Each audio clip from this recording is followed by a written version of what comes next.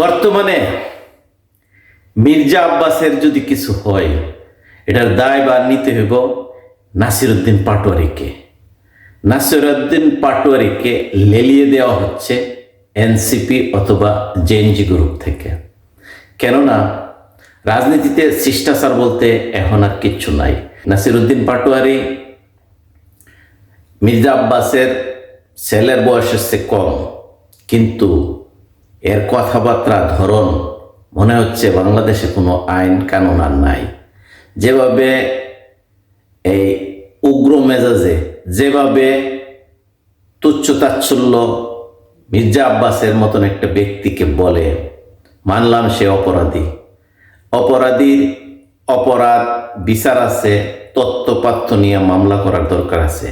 যেভাবে cyber bullying হচ্ছে, যেভাবে প্রতিনিয়ত মব সৃষ্টি করার মতন তারা চাইতেছে যে একটা মব সৃষ্টি করলে এখানতে উসমান হাদির মতন একটা ফায়দা নেওয়ার জন্য পায়তারা কইরা বারংবার এই মির্জা আব্বাসকে এই হুচিয়ে পেঁচিয়ে এসব কথাবার্তা, এগুলা রাজনৈতিক শিষ্টাচারের মধ্যে পড়ে না। আর এইটা তারা বারবার চাচ্ছে, গায়ে পড়ে যেমন ঝগড়া লাগে না গ্রামে, এরম তরফ চাচ্ছে যে মির্জা আব্বাসকে যত হুসাইবে হয়তো বা কিছু একটা উত্তপ্ত হবে, তারা একটা পায়তারা করতেছে।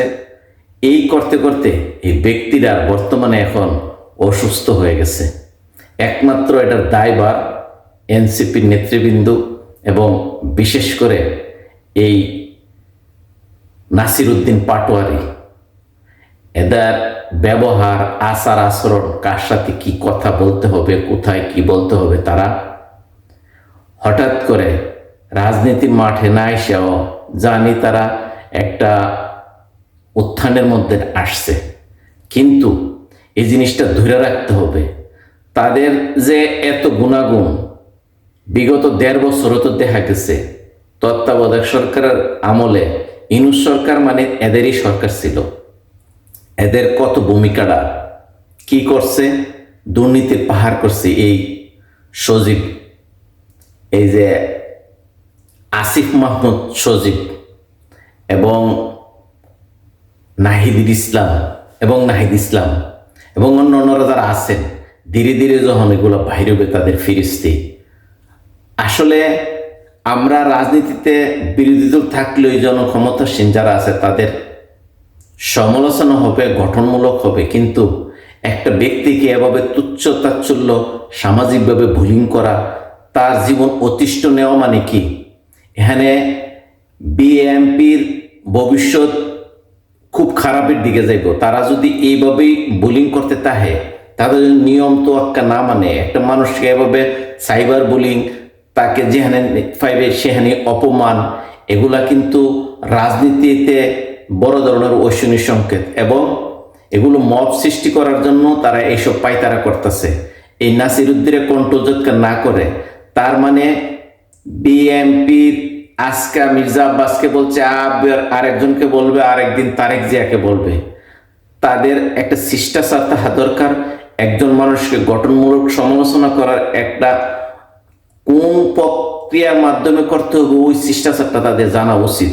যেভাবে তুচ্ছ তাচ্ছল্য, একজন মানুষকে সম্মান না করা, অবশ্যই সে যদি অপরাধী হয় অবশ্যই তাকে বিচারের আওতায় আনতে হবে, তথ্যপত্র দিয়া একটা প্রক্রিয়ার মাধ্যমে। কিন্তু নাসিরউদ্দিন পাটোয়ারি যেভাবে মির্জা আব্বাসকে নিয়ে বুলিং শুরু করছে, আর এখন এই স্ট্রেসে হয়তোবা নাসিরউদ্দিন পাটোয়ারির এই অশান্তি মনে হয় মির্জা আব্বাস আজকে অসুস্থ হয়েছে, হয়তোবা ব্রেন স্ট্রোক করছে, অথবা কোনো একটা কার্যক্রম হয়েছে শুধুমাত্র এই সাইবার বুলিং এবং তারা যে মব তৈরি করার এক রাজত্ব পেয়ে বসে এটার জন্য।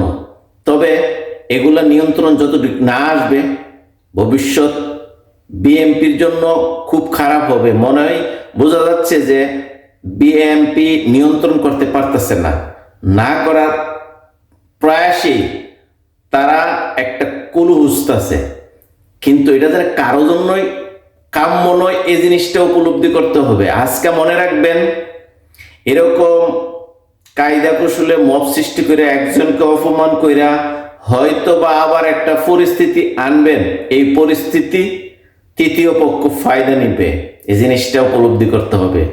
আমি অনুরোধ করব এই নাসিরউদ্দিন পাটোয়ারির মতন যারা আছেন বা তাকে যেভাবে হয়তো বা অনেকেই আনন্দ পাচ্ছেন, বিষয়টা কিন্তু এমন না। মানুষকে সম্মান দেওয়া এবং নেওয়া এবং শিষ্টাচারের মধ্যে থাকাটা খুবই জরুরি, বিশেষ করে যারা রাজনীতিবিদ আছেন এবং দেশ পরিচালনার দায় দায়িত্ব নিছেন এবং নিবেন, এবং ভবিষ্যতে তাদের জন্য মানুষের একটা আস্থা বিশ্বাস এবং মানুষকে সম্মান দেওয়া এবং নেওয়ার যে লেনদেনটা, এটা টিকিয়ে রাখতে হবে।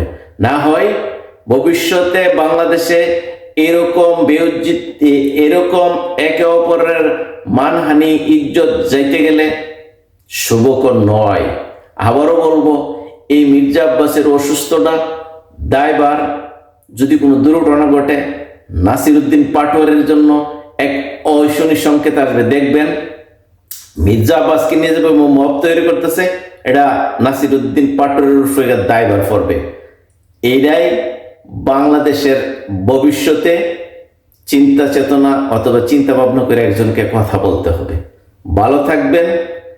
এই দায়ভার নাসিরউদ্দিন পাটোয়ারি এবং তাকে এখন থেকেই শিষ্টাচার, মানুষের সাথে সম্মান দেওয়া, এগুলার থেকে যদি সে দূরে সরে যায়, তার অধঃপতন অনিবার্য।